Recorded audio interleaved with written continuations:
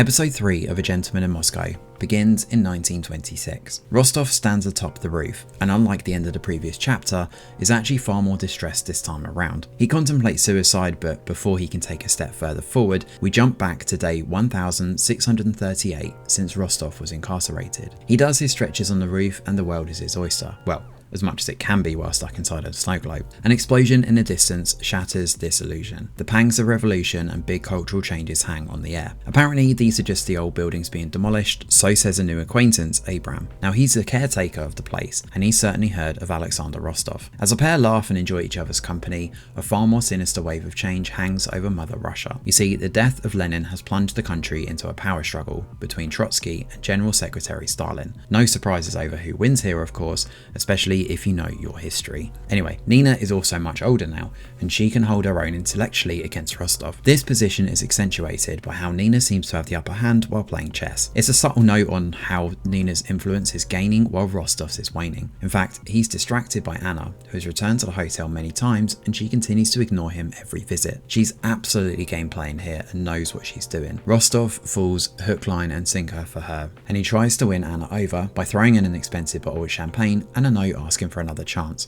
Yeah, that's not gonna happen, mate.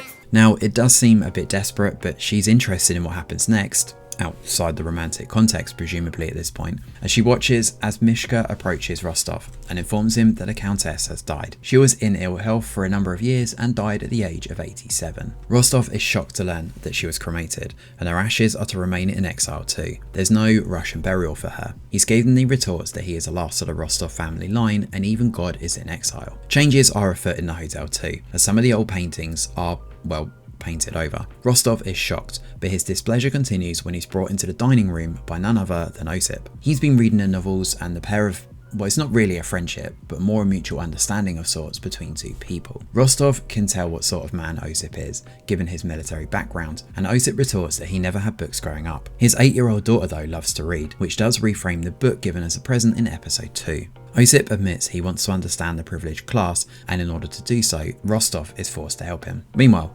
Rostov continues to do everything he can to woo Anna, even showing up at her door instead of the hired help to show with room service. When he appears, Rostov is submissive to Anna's whims, and apparently she was waiting for him. All those nights he could have knocked and asked to meet, but he never took the initiative. Rostov hurriedly ends up having sex with Anna when she suggests they get busy, and after, when he asks if there will be a next time, she simply replies, perhaps.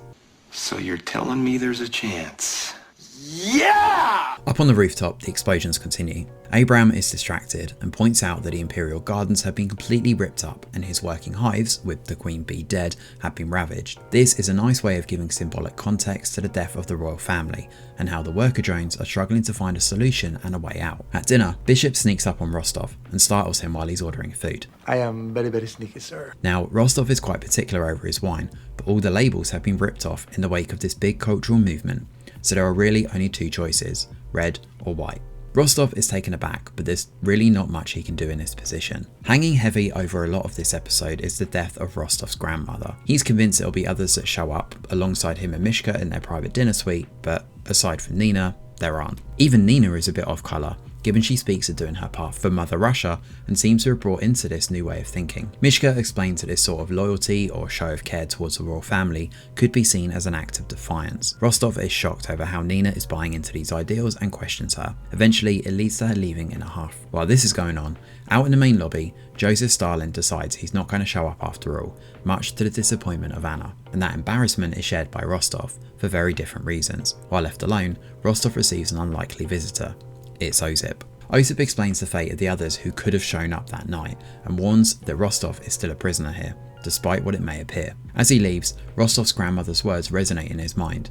Know when you were beaten. Up on the rooftop, we then get a scene of Nina jumping to her death, and that sort of coincides with the opening scenes of the episode, as Rostov looks set to do the same thing. However, he's stopped by Abram, who appears and explains that the bees have come back. He sees this as a sign for Rostov that he needs to stay and look after them. Abram believes Rostov still has so much more to give and warns him not to waste it.